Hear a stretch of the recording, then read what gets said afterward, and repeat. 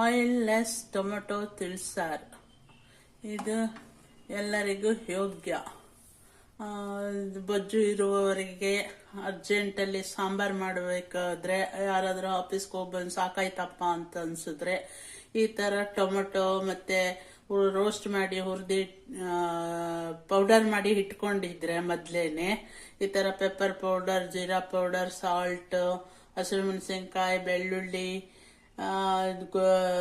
ಕರಿಬೇವಿನ ಸೊಪ್ಪು ಎಲ್ಲವನ್ನು ಒಟ್ಟಿಗೆ ಮಿಕ್ಸಿಗೆ ಹಾಕಿ ನಂತರ ಡೈರೆಕ್ಟ್ ಪಾತ್ರೆಗೆ ಸುರಿದು ಕುದಿಸ್ಬೇಕು. ಈಗ ಅದನ್ನ ಮಾಡಿ ತೋರಿಸ್ತೀನಿ.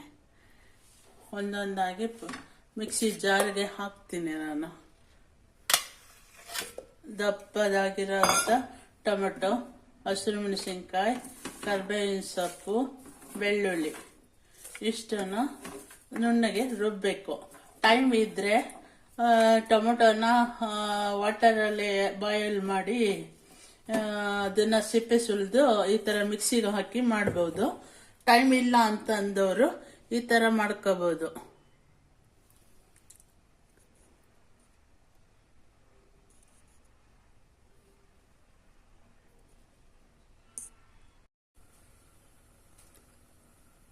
ಈಗ ನಾನು ಸ್ಟವ್ ಹಚ್ಚಿದ್ದೀನಿ.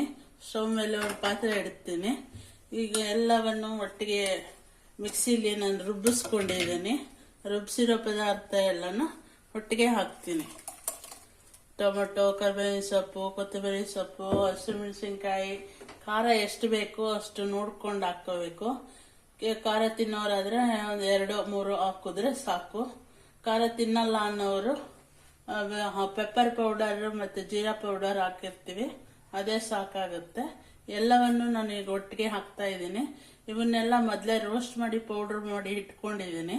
ಕೆಲ್ಸಕ್ಕೆ ಹೋಗಿ ಬಂದವರು ಸಾಕಾಯ್ತು, ಸುಸ್ತಾಯ್ತು, ಅಪ್ಪ ಒಂದ್ ಸ್ವಲ್ಪ ಅನ್ನ ತಿಂದ್ರೆ ಸಾಕಪ್ಪ ಅನ್ನೋಂಥವ್ರು ಹಿಂಗ್ ಮಾಡ್ಕೊಂಡು ಊಟ ಮಾಡ್ಬೋದು. ಹೆಲ್ದಿಯಾಗಿರುತ್ತೆ, ಆರೋಗ್ಯಕರವಾಗಿರುತ್ತೆ.